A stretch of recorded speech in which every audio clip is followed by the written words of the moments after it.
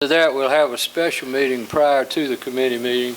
Those items are listed on our agenda, which is available in the back of the room, if you care to follow along. With that being said, we will begin our special meeting. Anne Marie, would you please introduce our guest I'm happy from CARES? to do that, and Mayor. welcome. This evening, we're happy to have representatives from Chowan CARES with us. Susan Nixon, our friend from Chowan Perquimans Smart Start and Partnership, is here.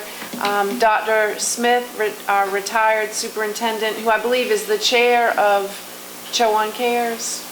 Vice Chair, and Sheila Evans, a principal at the elementary school. And Sheila, thank you so much. I was chatting with her earlier that she goes to so many meetings, and for her to come out tonight means a lot to us, and it's special because I know how much she cares about our children. So Susan and Alan reached out to me recently and asked if they could come and make a presentation to the council about the work that Chowan CARES is doing and some projects on the horizon. So I'm going to bring up the PowerPoint, and I think Dr. Smith is going to start the presentation. And Chief Bass, do you mind just turning down one light? Because I know you want to have visible exits in case there's an emergency. I'm going to be behind the chief. Well, good evening. And first of all, I want to thank the council for giving us this opportunity to share some information about Chowan CARES, particularly some initiatives, new initiatives that we have on coming forward here in the next day or so. But before I talk about the new initiative, I thought I would give the board, the council, a little bit of information about the organization itself. As you can see, back in 2012, Chowan County was one of 4 counties in the state of North Carolina to receive a transformation grant. And from that grant, the Chowan CARES emerged with our primary emphasis on working for the benefit of young children, primarily preschool children. But the area that's highlighted in red, I want to draw the council's attention to that. We are a community-based organization. We receive no specific funding other than what we can generate through grants and fundraising. But we understand to make a difference in the lives of our children, it's going to take a community-wide approach. So saying that, within our organization, we have representatives from the education community, private daycares, medical community, many governmental agencies, social services, the business community, and elected officials. So that is important for us.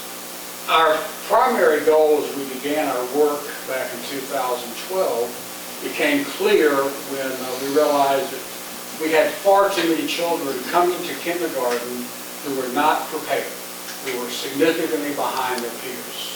These were young boys and girls who were beginning their public school career already 1 to 2 years behind. And we knew that we needed to do something to work with those children prior to kindergarten to mitigate those effects. So as we began our work, we began looking at 3 major functions in order to close this gap.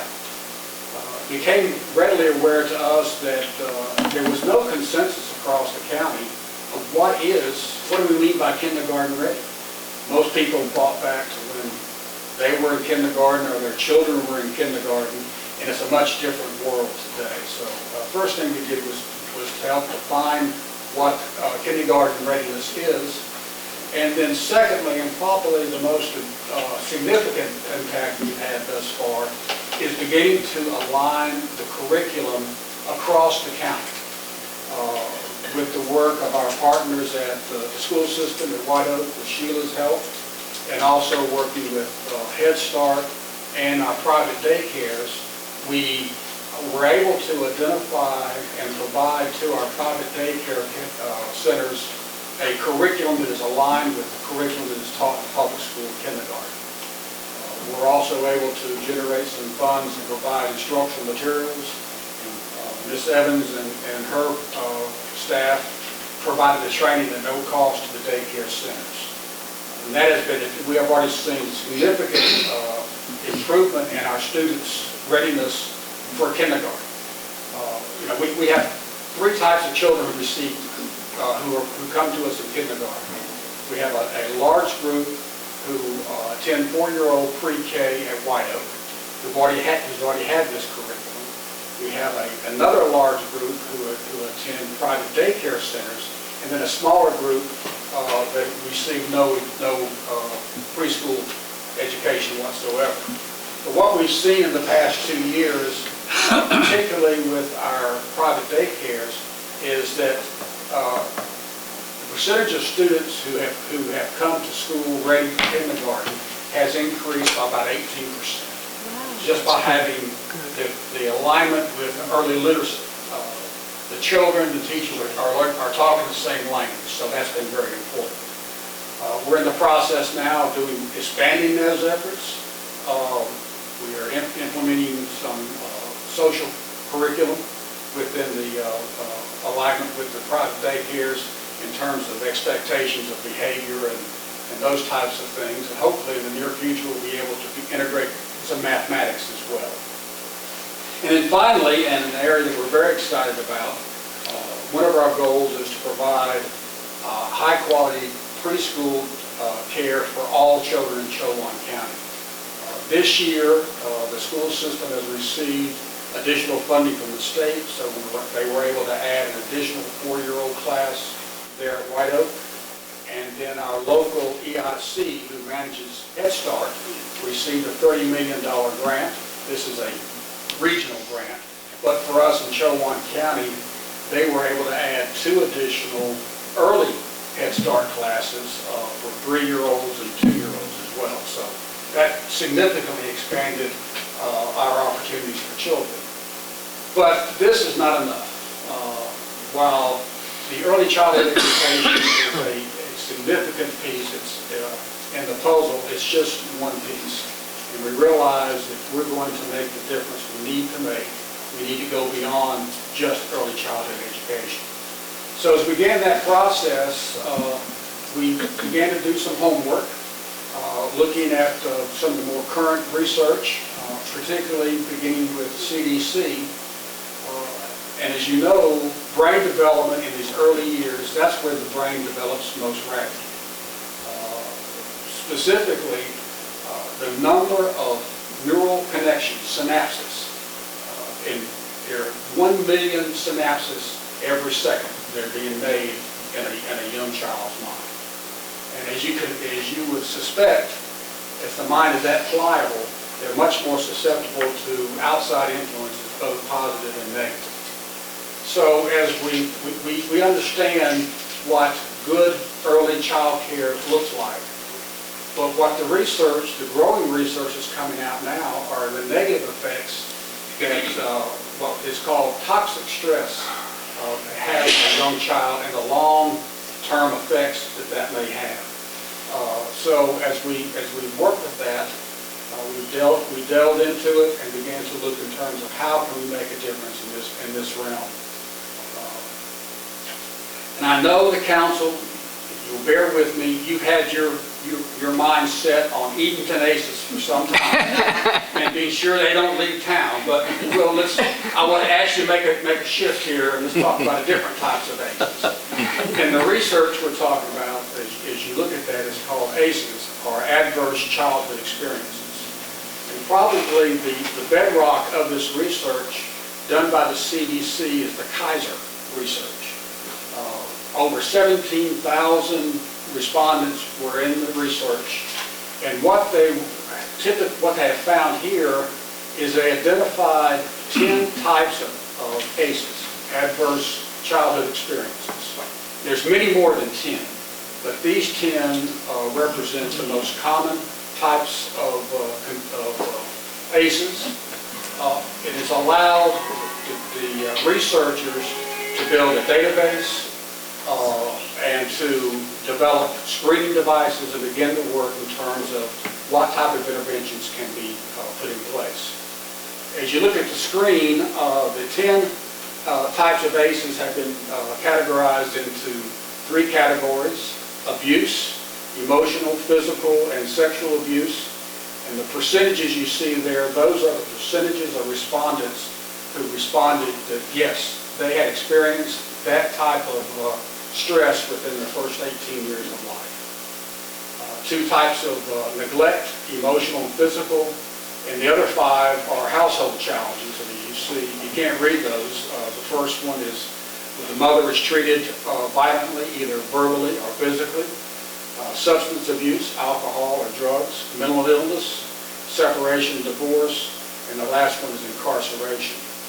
And I want to point out here, because many times the first glance is that people may think that this is only, that folks have these types of conditions may belong to one socioeconomic status group or another. The 17,000 people involved in this study were representative of the total population. And that's something to remember. It's very key. Is that across the country, not just North Carolina? Well, the Kaiser study, I don't know exactly where the Kaiser study was done, but it was done by the CDC in a number of locations. And that's a good question, Sambo. There's been other follow-up studies that have similar results as well. The sample includes, as I said, individuals from every socioeconomic group that you could think of, the general population. When a child returns home and both parents are working and there's no one there, I guess they're called latchkey kids, Yes. but no one's there, but that's not considered neglect, is it, because the parents are not there? It could be considered as physical neglect. Okay, Yes. okay. Follow that category. So, how common are the ACEs? As you see this chart, the largest group, 36% of the respondents indicated had a 0 score. On the ACEs screening device, you can receive a score from 0 to 10, depending on how many ACEs were identified. 36%, that means that approximately nearly 2/3 of the respondents indicated that they had experienced some sort of adverse experience as a child. And as you would expect, the more ACEs that a respondent would have, the greater likelihood that there's going to be some ramifications down the road. And sure enough, that's the case. This is a little busy chart, but it does give you an idea of the types of effects that children may experience because of being exposed to toxic stress, not just in childhood, but throughout adult life if interventions are not in place. The blue circle, that represents mental illness, depression, anxiety, suicide, PTSD,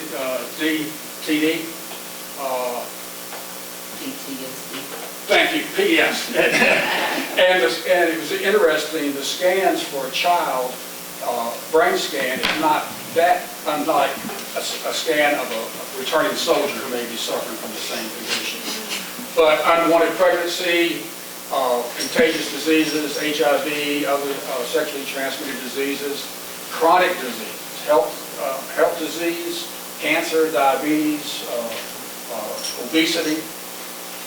Orange is alcohol, drug abuse, unsafe sex, and then the final one has to do with adult education and adult type of activities.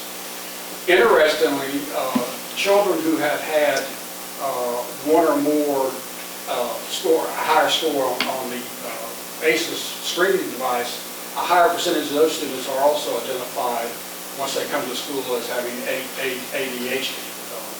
So it does have all types of effects.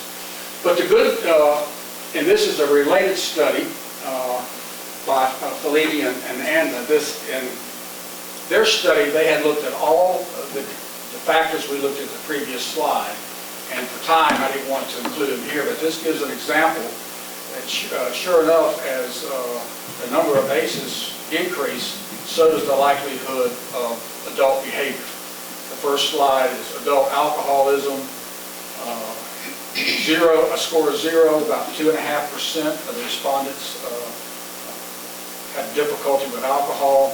and that rises to 16% if you got 4 or more, a score of 4 or higher.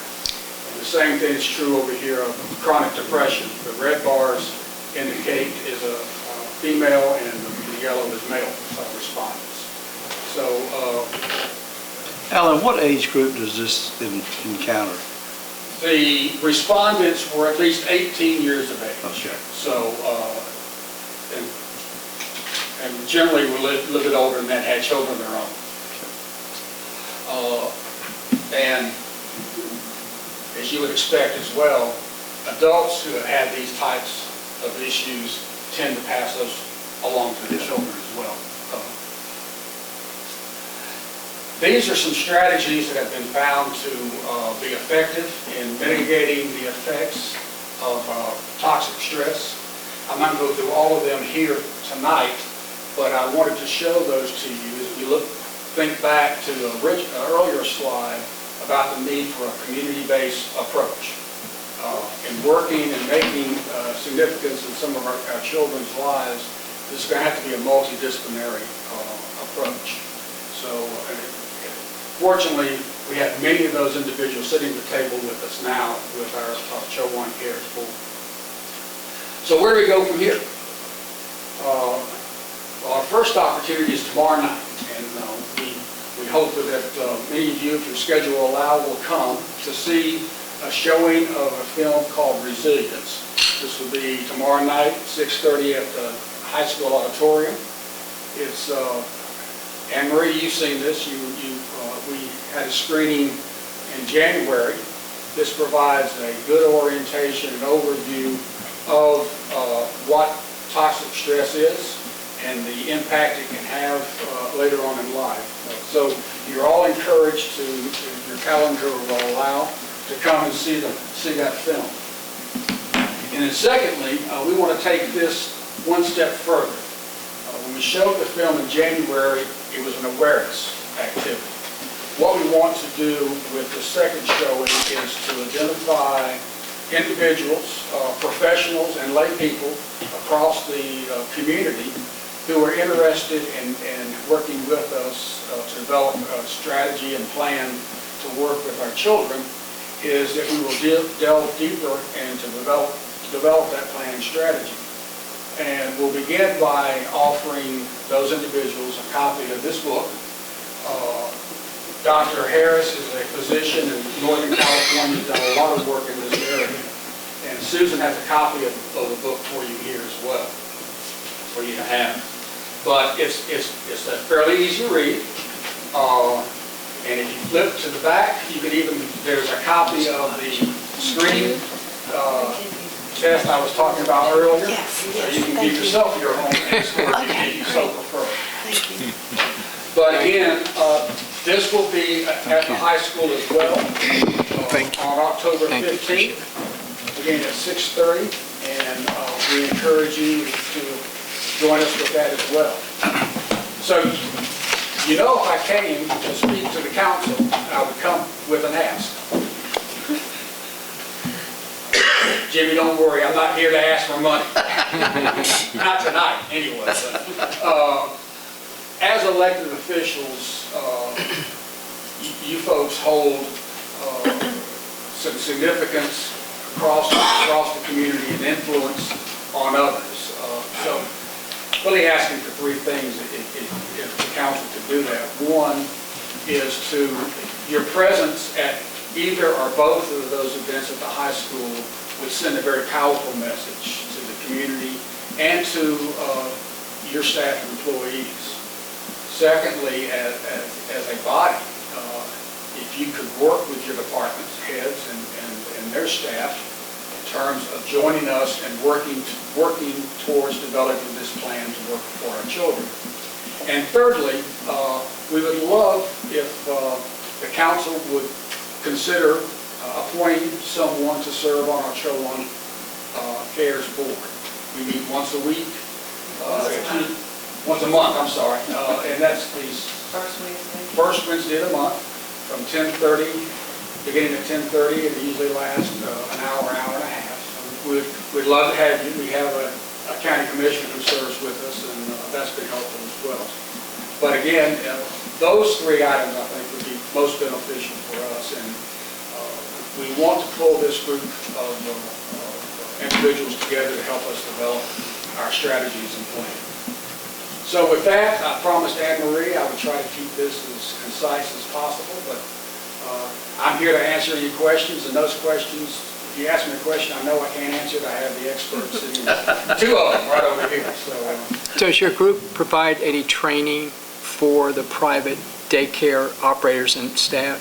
yes, twofold. One, Susan's group, the Smart Start, provides that as an ongoing.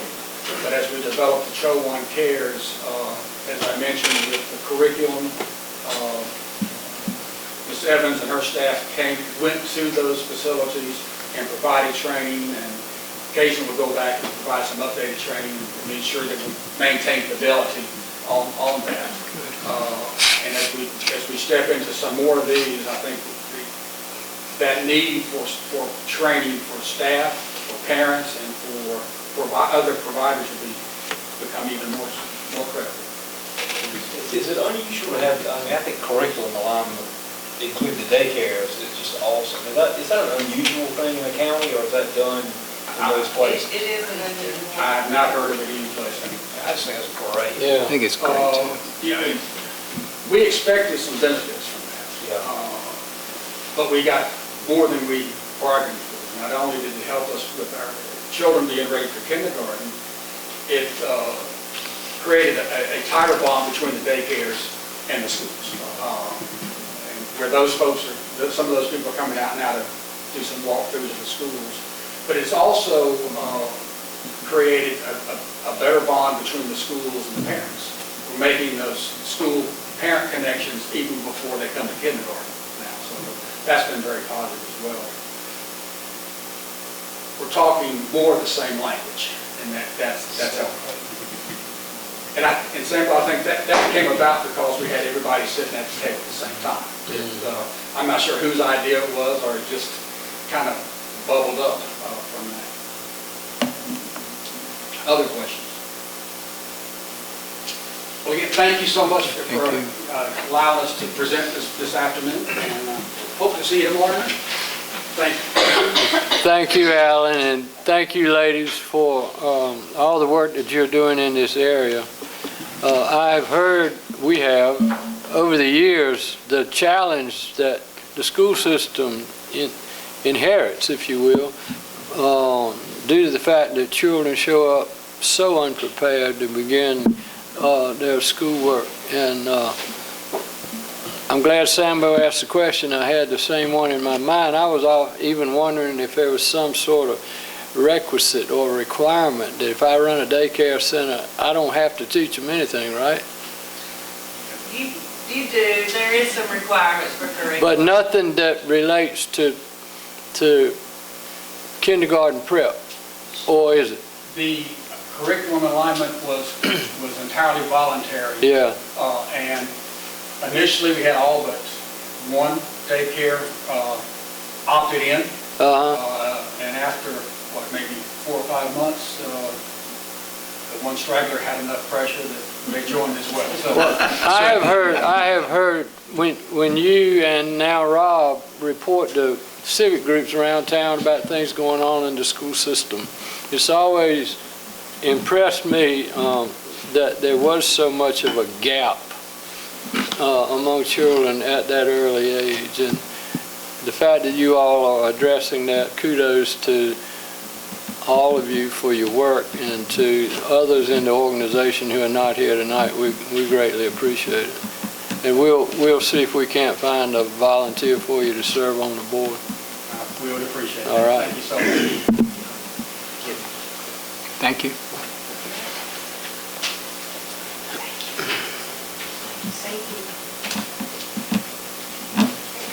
Okay, the next item on our special meeting agenda has to do with budget amendments to close out fiscal year 2018-19.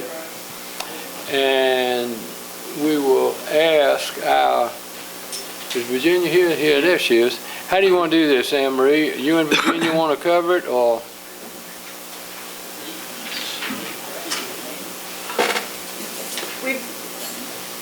In the management report, Mayor, in the agenda review memo, Yeah. we did give a summary. The year-end rebalances are very, very minor. $100 here, $15 in one account, but they have to balance out. And then there was about $7,000 needed to be transferred into parks and maintenance, and we gave you an explanation regarding some grant work that we had done that was not approved, but we needed those improvements anyway, so Okay, I think we're good to go for that budget amendment. okay. That's an action item, I take it. Yes. Okay. The chair would entertain a motion to approve the budget amendments as presented So- in your packet. So moved. Second. Motion and a second. Any further questions?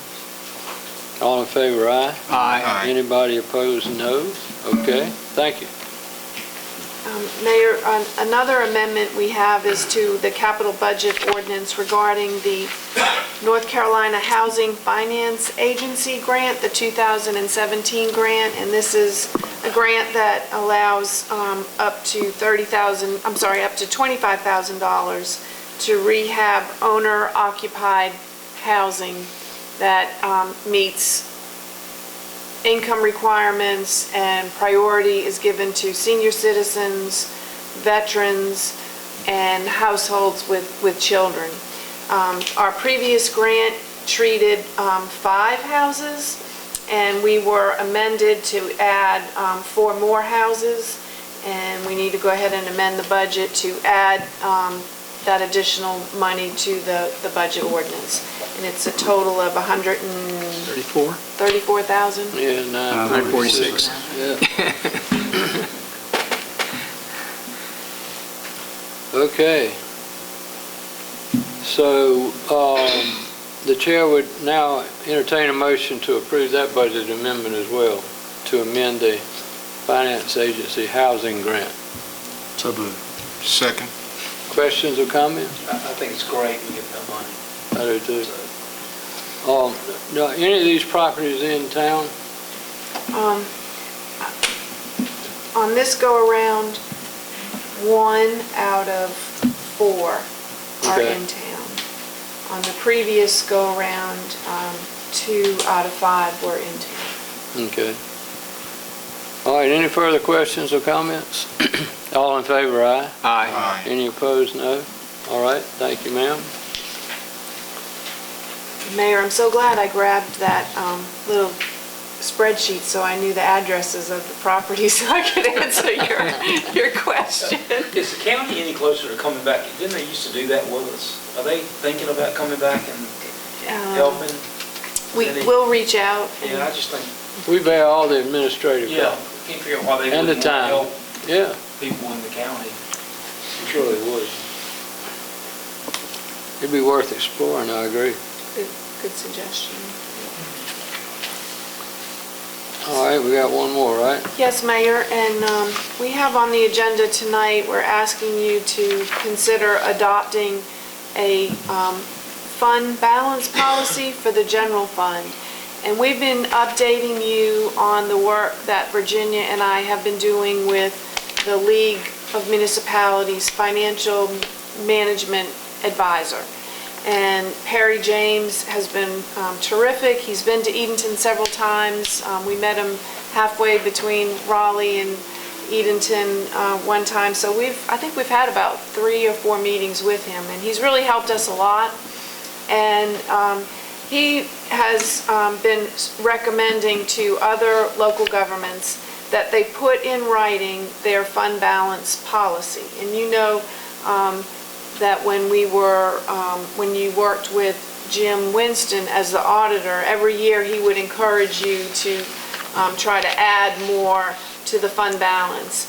And so Perry offered a sample policy to us, and Virginia and I reviewed it and kind of tailored it to Edenton based on the policy that you have been practicing.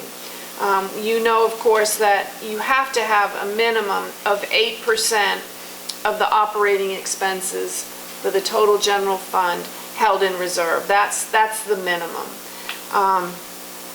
Then, what is a good target? And the LGC has told us that if you are below 20%, they're going to send you a letter and say, you know what, you need to get more money in your reserve. And so that is what we put as the minimum of what you would strive for to have that minimum. 8% is the absolute lowest. You always want to have more than 8%. 20% is a good kind of threshold. Do most municipalities have 25 or 30 range? They tend to now have a lot more. The mayor was Okay. talking to me about that earlier today. And the LGC, they are strongly encouraging, I mean, they want to see municipalities have at least the same amount as the average in your population group.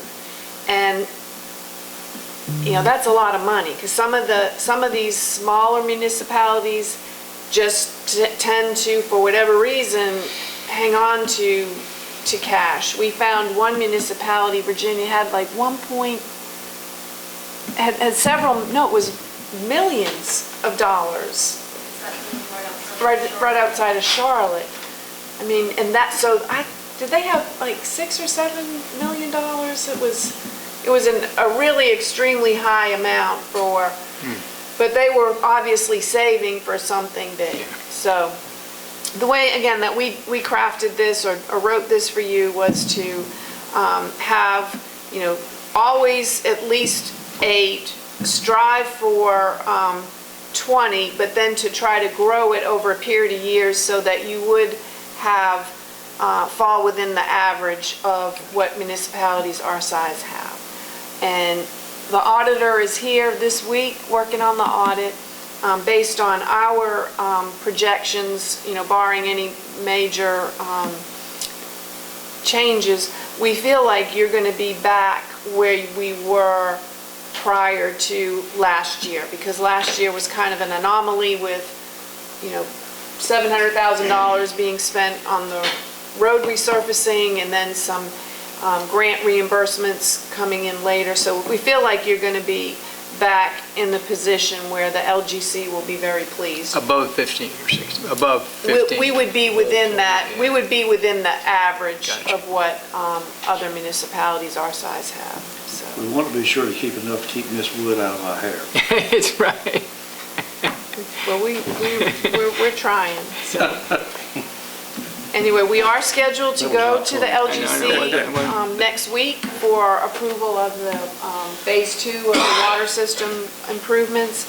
And it would be great to have this Yeah, that's good. adopted It was. and to be able to share with the staff. Okey-doke. Having heard that and reviewing the draft proposal, the chair would entertain a motion that we adopt. So moved. Second. Motion and a second to adopt the draft policy as presented. Any further questions or comments? I think it's a great policy. I Yeah, I'm totally. Totally agree with this. I get a little bit conflicted when the percentage gets way up there, Yeah. because if you're sitting on 40% cash and you have projects to do in your community, what's the point? But anyway, I understand the need for it, but it's kind of like a rainy day fund with the state and other governmental agencies. But I like to keep a margin so that, see, because if you strive for 40, this is just me thinking. If you strive for 40 and you have an expenditure and it draws it down to where it's only like, let's say, draws down to 22, you get a letter. Why did you take all this money away? And so. I like to be on the good side of the LGC and the Yeah, auditor. I do too. Yeah, I do too. But also I like to have, if it's money set aside to do things with, I like to be able to go to and use it from time to time. Yeah. Well, that's sort of what happened to us last year when we constructive got way. that nasty. Yeah, that was, I haven't got. The money we were gonna I'm sorry. get didn't get here before the end of the Yeah. fiscal year, so that, It was a timing issue. yeah, timing. That was the whole thing. It was a timing issue. Yeah. And she was not smart enough to realize that. Okay, all in favor of the Smart as she motion? is. All in favor of the motion, say aye. Aye. Any opposed, no? All right, thank you, ma'am. Now, that concludes our special meeting agenda, and we'll move into our regularly scheduled committee meetings for this evening. And we have three committees that have an agenda, beginning with our Utilities Committee, and that's chaired by Councilman Stallings, please.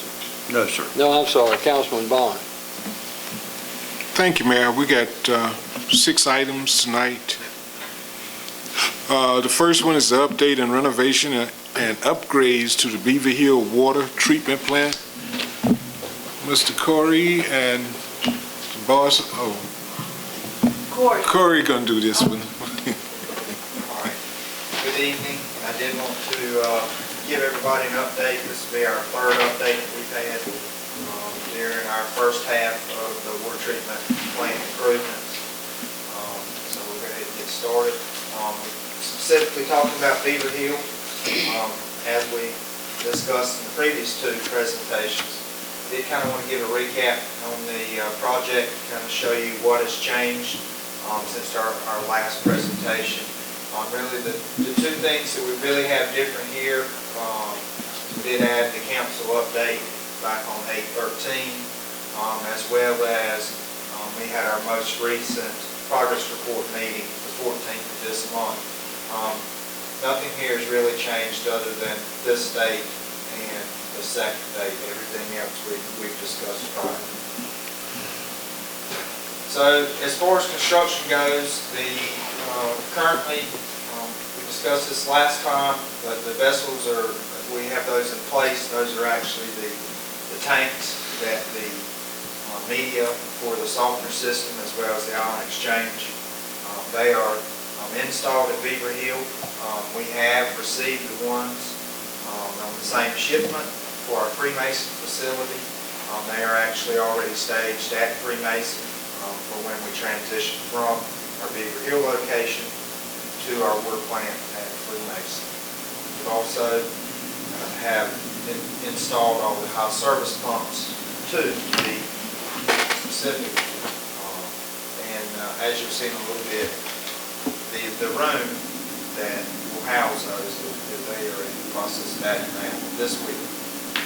The contractor has worked really, really hard in the last month to finalize all the piping for the vessels as well as those high service pumps.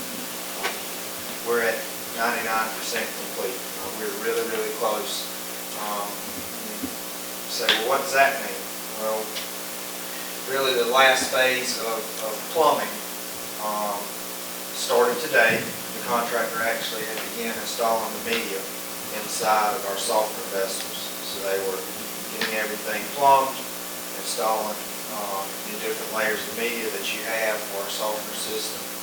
And kind of that next step, once everything is added, they begin pressure testing and disinfection with both those tanks at Beaver Hill.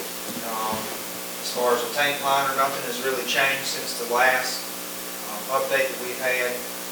When I mentioned the tank liner, I'm talking about our raw water tank. The coating has been applied, everything is set, cured, it's ready to go. The next step for that part of the process will be disinfection as well. And I assume that the contractor will do the wells, the raw water tank, as well as the vessels, all at the same time once the media is in place. They have reinstalled the aerator on the raw water tank, and we did replace it with new electrical motor. That was something that was kind of a last minute add to this project from the downtime from the aerator being off the raw water tank. When they got ready to reinstall the existing electric motor, it wouldn't work. The motor had actually gone bad, and so it was time to make that improvement anyway, so we did have our local electrician go ahead and get a new electrical motor added to the aerator. Again, all the piping from the raw water tank to the high service pumps that has been completed. The electrical contractors are still mobilized, they're still on site, they've been there daily.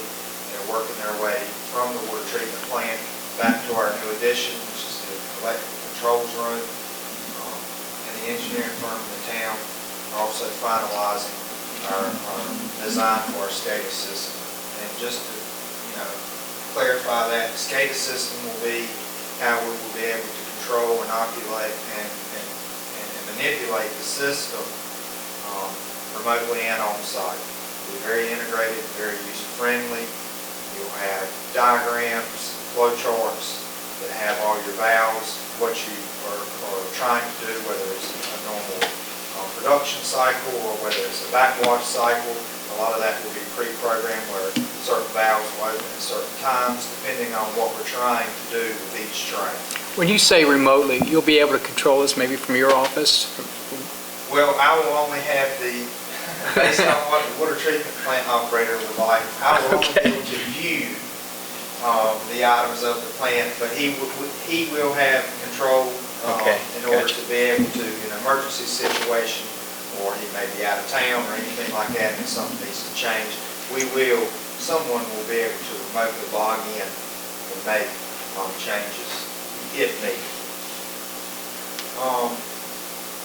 One of the problems that this kind of created, and the contractor has been very knowledgeable of the process, so we will install some temporary radio control for our remote sites, i.e. Beaver Hill, we're talking about the Tweedy Avenue water storage tank, as well as the Boswell Street well. Both of those are not actually within the footprint at Beaver Hill, and so there will be some kind of preliminary SCADA controls, kind of lag lead controls that will be installed to be able to operate those remotely.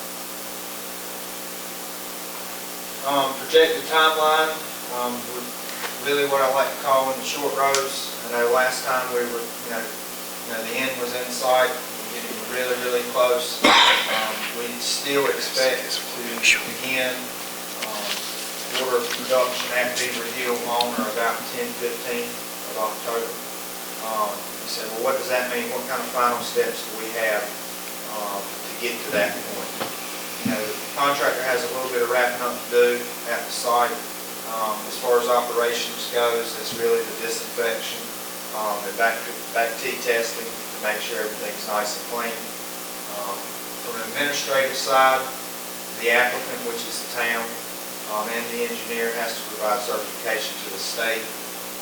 We will provide a partial certification to the state because only one of the two plants is complete. And so the state will have about a one-day turnaround once we submit that. And we would like to try to shoot for the week of October 11th, that Friday, is when we'd like to have that done. That way we have the weekend to submit what we need to the state prior to that Monday and Tuesday, 14th and 15th deadline. Substantial completion of our SCADA system for Beaver Hill. We're still shooting for our November 10th deadline. And as far as our Freemason facility, we're still shooting for January 10th for substantial completion at that site. You may ask, well, it seems like the Beaver Hill window is a lot larger time slot than what we have at Freemason. A lot of that had to do with the vessels, the media, the equipment actually getting on site. And when the order was placed for any of that materials, everything was ordered at one time. So we don't have those lead times on manufacturing equipment like we did for Beaver Hill. So that's why there's a smaller window for that site. Everything's really ready there for them to begin once we get that October 16th day. That's really day one. They can really hit the ground running. With October 16th, would there be a big drop in the trihalomethanes at that particular time, or will it take time? No, there will be some lag time for the system to turn over. Yeah. We're trying to work with the state public water supply as well as Lead Copper Group to figure out exactly how long that window may be. It's 30 days I don't know right off the top of my 60 head. days, okay.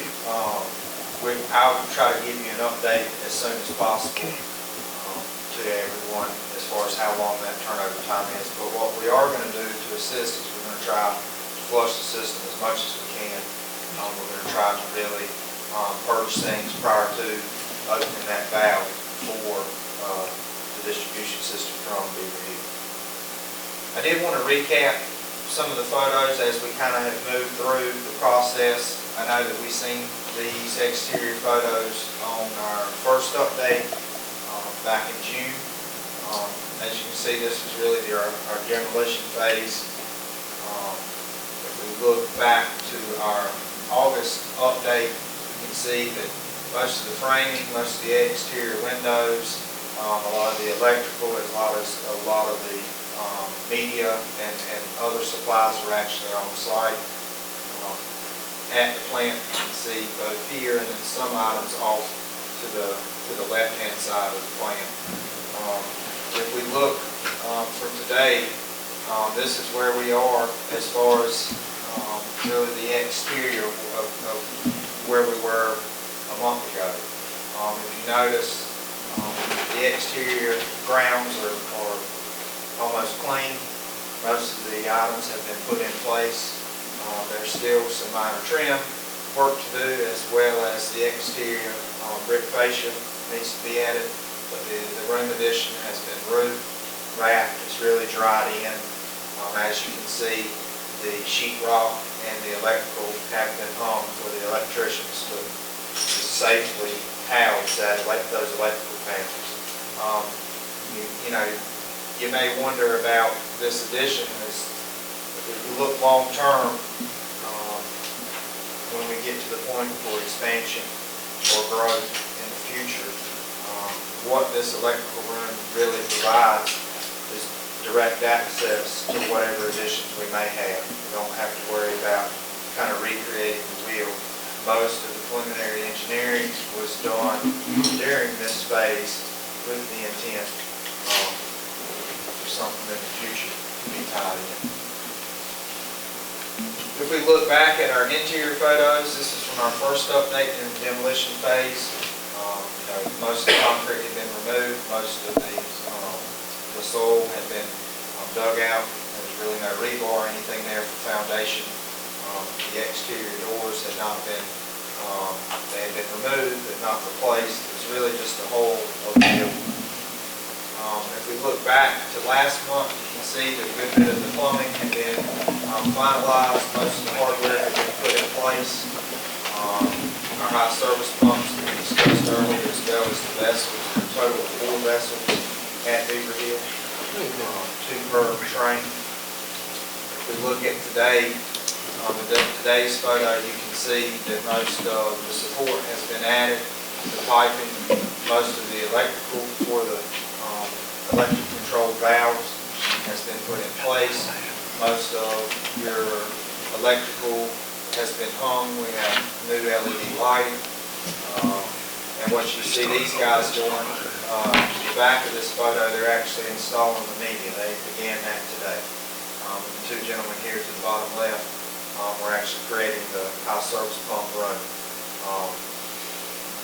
We decided to do that due to the noise exposure that an operator would experience inside the plant. And just like the electrical room, for the safety, long-term safety, these guys are actually doing most of the masonry work to actually confine those 2 service pumps in one area. If you look at the panoramic view from our last update versus now, things are getting really busy. Things are starting to really look like a water plant. You can see most of the electrical has been hung, all of our safety lighting, and this is just after lunch. The guys had finished 1 or 2 walls for that high service pump run. And you can't tell here that the entrance to the new addition has been completely dried in, painted, electrical hung. It is ready to go. Any questions or comments? Great work. We've been really, really proud of the work of these guys as well as the engineering firm.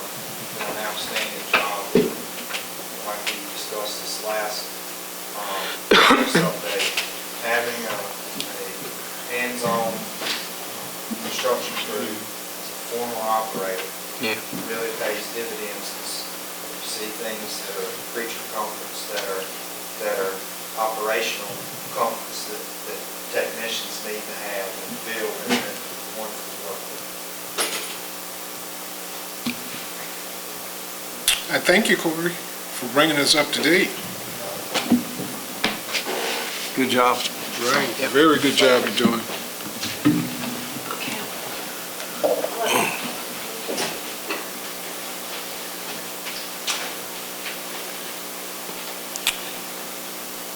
Second item, Mayor, is the East Water Street Erosion Control Project. Boss lady, you can help me on this one? Corey has prepared a presentation for you. Okay. I just love that slide, Corey, wow. He did it while he was surfing. I figured we'd get a chuckle or a good laugh out of that.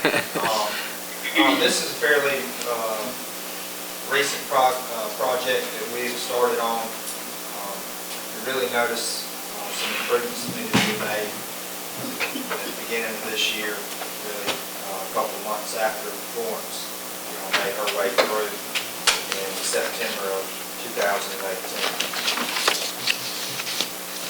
Just a little bit of background.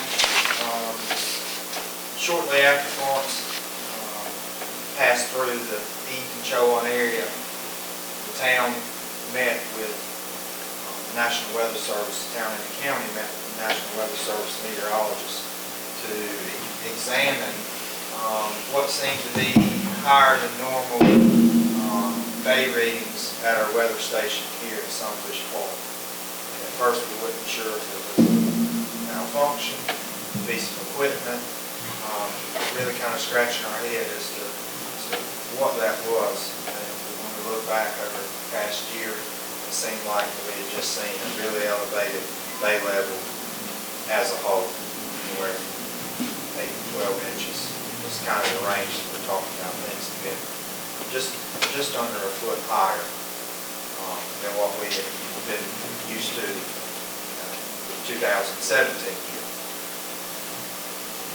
So we really didn't start seeing a lot of effects from this until the beginning of this year, around March or April. We really wasn't sure kind of how that higher bay level was going to affect us in areas that we really hadn't had any problems with before, and really any plans to make any improvements. This was separate from some of the areas that kind of those hot zones we've talked about before, where we've made different stormwater improvements. We really started to see some impact from this when we had our rainy season start, when we kind of had our wind shifts where we had more storms pushing through. We really started having to make some repairs along the bulkhead near the cannon strip on East Water Street, really from the intersection from Edenton Office Supply all the way down to the EDM Park. We started seeing a lot of washout, a lot of overflow, and that's really when we started to make some initial repairs. And we've done that all the way through summer 2019. We really made multiple attempts to try to regrade and try to re-turf that area to keep the sand and soil and sod from making its way back into the bay. And I know that we've had 3 or 4 times where we've done this, and by the next morning it had completely pulled itself right back out. So one of the things, or one of the areas that's in concern really is from the corner of Elizabeth Van Moore Park all the way down East Water Street towards South Broad. It's approximately 544 feet of bulkhead that's there. And in the past, there has been some material that has been added to really kind of slow or diffuse those waves from coming in, to really kind of keep that energy from making its way to the bulkhead or to the soil or sod that's there on that cannon strip. But really, to get where we need, we're talking about 400 tons of material need to be added to get the same type of protection that we have in some of our corners where we have seen issues in years past. What's different this time that we've experienced this year is the washouts along the Cannon Strip have not been so localized in one area, but they've been fairly sporadic along the entire stretch. This is kind of standing midway from the Cannons, looking back towards EVM Park. And if we turn and look back towards South Broad, Edenton office supply area, that's what we're looking at here. And there's a few places, they're not as prevalent as what you see closer to the park, but the entire area is really being affected. I know that particularly these areas closest to EVM Park, we've made multiple attempts with sandbags, regrading, we've tried mats, all different types of fixes with no avail.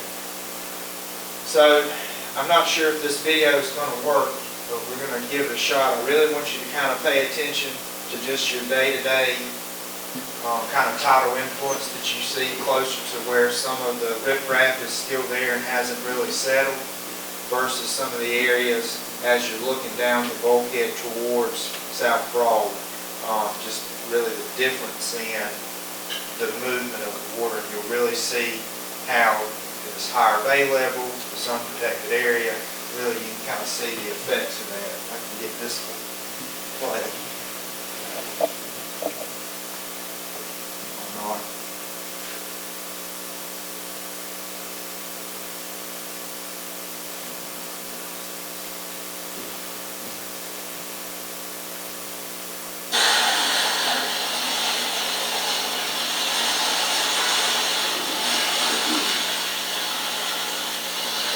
If you really look at the difference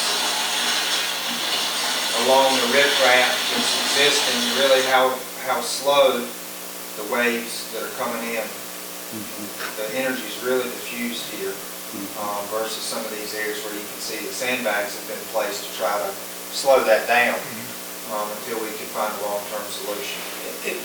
There used to be rocks and all the whole way along, and they moved. Yes, most of them have either been pulled out or settled. You can see there's rocks here, then you kind of have a gap, and there's some that are just below the water level. Again, you have a few more here, and they've kind of settled as you get closer to South Broad. And when you say we pull them out, somebody... No, they just have, over time, between the energy from the waves that have settled themselves into the soil that's beneath them, or made their way back out and kind of leveled out in the bay. When's the last time you've had those stones there? I mean, I was trying to remember, I think we did that project about 10 years ago. after 10 years, they do shift and And absorb. Corey, go ahead, do you have? No, I have maybe one other item. So I guess the plans are to, in addition to what we already have, is to come out just over 5 feet from the existing bulkhead. And the rock will be a little bit more exposed, but areas where rock is already there, where the riprap has already been installed, we'll also go ahead and pick those up, because what you see today is fairly low tide compared to what we've seen with some of the winds that we've had that have shifted. It's kind of kept this bay in here. But the rocks will be a little bit more, apparent that they're there. It'll be similar to what we see here, but it really won't be that noticeable when we have those higher tides. It'll be just below the surface. It'll be just far enough out that it'll really kind of diffuse that energy as it passes through those rocks and really kind of slows it down, so we don't have such large amounts of energy making it to the bulkhead. We want to try to slow that down as much as we can. We're talking 400 tons of material. It's a pretty substantial amount. And that does protect the bulkhead too, correct? Yes, that would allow us to have some additional support on the water side of the bulkhead. But what you really need is a new, higher bulkhead, right? Long term, that would be a really good option, is to take the bulkhead that's existing in addition to that, or separately, and work our way towards a the same height as what we see at EBM Park, which is what we're doing, where we know we have some lower areas on the other side of EBM Park. We think that this fix, a temporary fix, hopefully would buy us Sometime. another 10 years, but would buy us time to come up with a long-term permanent solution. And we are encouraged that there's going to be more resiliency, mitigation funding coming from the state and the federal government based on all of the impacts that the coastline of North Carolina has suffered over the last few years. And, but we got to do something. We really believe we have to do something now to protect from further erosion, and then also to try and protect the existing concrete bulkhead, which we think was built in the 1930s. So yeah. But what we would, if you're agreeable that you would like us to develop a plan, Corey's been working with with WAF Contracting, and then Virginia will have to work some magic to try to come up with a plan, because this was not included in the budget. So we have to come up with a plan of action for funding. So Corey, what you're thinking is putting some additional riprap on top of that area down there where it's gone under or settled or whatever terminology. Yes, I know you can't really tell from this photo, but the riprap is about here, so we would see more of what's already there. It'd be a little bit higher to help really kind of slow those And if you waves put down. additional riprap on what's there with what is there already settled down, it'll stay longer, I would think. Yes, you'd have a better base. Right, It's had time, just like some of the street repairs that we made. right. Some of that below the nude has had time to settle and kind of compact on itself. So you should see really good improvements here. And this is for our normal day-to-day tides, our normal day-to-day storms. When we have storm surge or something where the bay is higher than normal, and we have prevailing winds pushing the bay in, we may still see some washout for these 50-year storms, 100-year storms. It all depends on the weather, but for the most part, for what we see on a day-to-day basis, this is really... Those 50-year storms is happening every 12 months. Seems like it. Anne Marie, have we talked with either or TAMA or Golden Leaf or USDA or any of them yet about maybe using resiliency money that's already out there now? I know there was a big meeting 2 or 3 weeks ago over in Greenville that I went to that, I mean, they're really pushing that resiliency money. And, you know, I think we'd have a good case there that should another storm come, this would definitely help that. So, I mean, I don't know if you've been able to investigate any of that. I have not, but we certainly can. And I know we need to do it. It's totally understandable. It'd be nice if somebody else could pay for it. And Perfect solution. when we're considering installing the new riprap, one thing, this would be in addition to, this is something that we would see a contractor do down the road if they were to raise or put a higher bulkhead. This would be part of that project also. I mean, it would be something that would be necessary then to kind of re-elevate what kind of support you have on the water side. So this is sufficient for what we have now, but this will only be that base in X number of, months or years for the next process. Things would have settled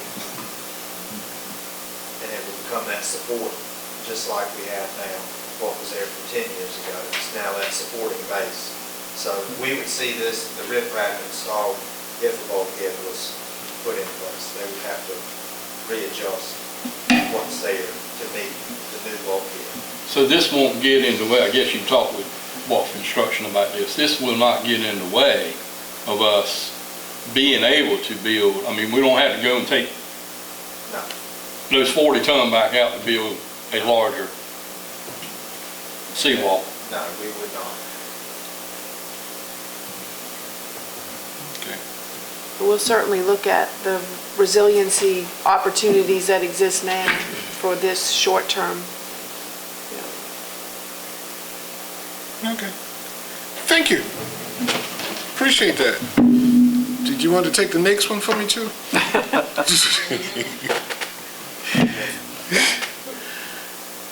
Okay. Our third item now is the resolution acceptance of an offer from the North Carolina Division of Water Resources in sewer abatement and a loan project. The state is requiring an official resolution for the town council to accept the additional $100,000 loan for the sewer and rehabilitation project. And we talked to the council about this, that we were going to apply to the state, that additional 100,000 was available, and this resolution is required that the council pass to accept the loan offer. Okay, so we can send that right on up? You in agreement? Send it on up? I'm on, yeah, Okay. absolutely. Setting that up. Okay. Our next item is a grant agreement, Peanut Drive Industrial Park Water Main Loop Project. This will provide funds, $473,124 needed to loop the water main at Peanut Drive to Paradise Road. This is something that we've talked about quite a bit here in the council. I don't see any need for any more discussion in it. If it's all right with you, we'll send that on up. Absolutely. Okay. Good. We've got a grant agreement for the NC Division of Aviation Engineering and Design of partial parallel taxiway. This grant funds the design and bidding work needed for this project that has been a priority of the Airport Commission for some time. You're looking right at me, Mr. Harry. Looking directly at me. Actually, I wanted to have more slides at Cory, but we just can't compete with Cory. But let me tell you, this project is important. It is a safety issue. Now, I'll explain that as we go along. And you might say to me, well, Harry, I've been to the airport, and you have a parallel taxiway. No, we have a partial parallel taxiway, and we need a full one. The state's goal is to have a complete, full parallel taxiway that will, oh, I did something wrong. Okay. That will go from here to the end of the runway and from here to the end of the runway, not requiring somebody to backtrack or back taxi. Okay? That is their goal.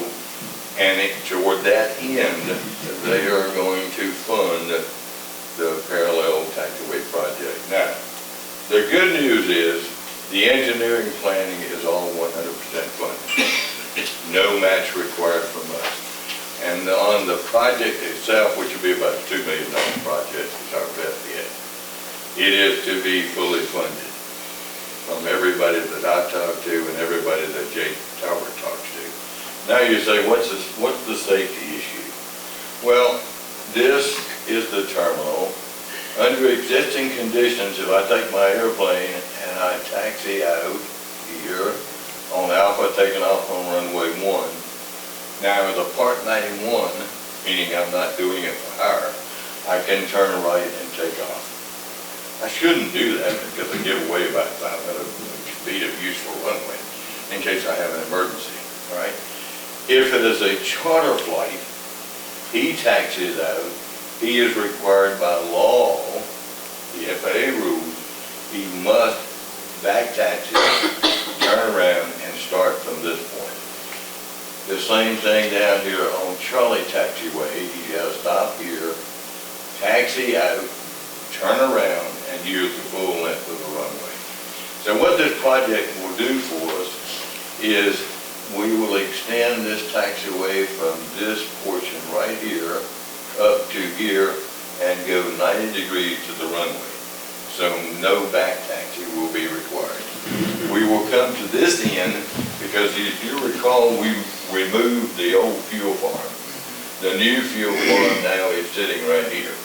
And this ramp, by the way, is all repaved. So it's beautiful now. We will taxi through here. We will rehabilitate a portion of this taxiway, rehabilitate this portion of the overrun, and he does not have to back taxi, which is a safety issue, which concerns us about collisions on the runway. That, in essence, is the project.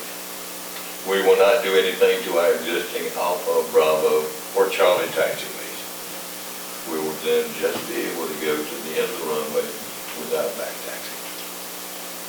So those other taxiways, Sir? are they in good shape, your other taxiways, your Alpha, Bravo, and Charlie, are they in good shape? They're in good shape. Okay. Yes, yes. Everything is in good shape out here. Our ramp is in wonderful shape. We would like, Calvin and Bright and me, would like to rehabilitate this taxiway. It is satisfactory at the moment, but we're trying to get the state to include rehabilitation, in other words, a new surface on this portion of our parallel taxiway. Whether we're successful or not depends on state funding, but it would really be nice. There is some spalding on this taxiway, and we have repaired that. But we're always concerned about a jet engine, $1 million, $2 million jet engine, sucking up a rock or something. Any questions?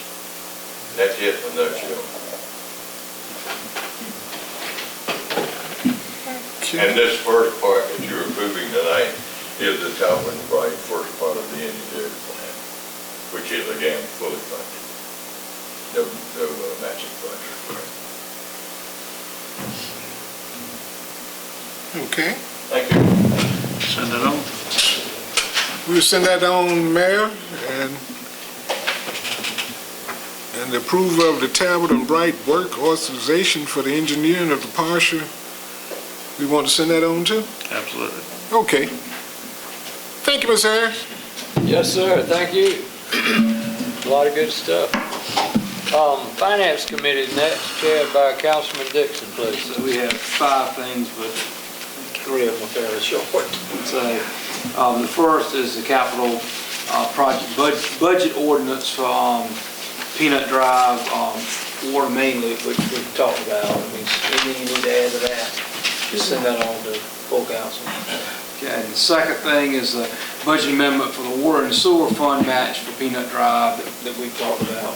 Anything you feel? Just a $6,000 contribution for grant administration, and the Wooten Company will be submitting a proposal for that work. So we'll send that on, everybody in agreement. The third thing is capital project budget ordinance for the State Historic Preservation Office grant for the commission design guidelines. I think we've talked about that in the past. And do you have anything you want to add to that, Anne Marie?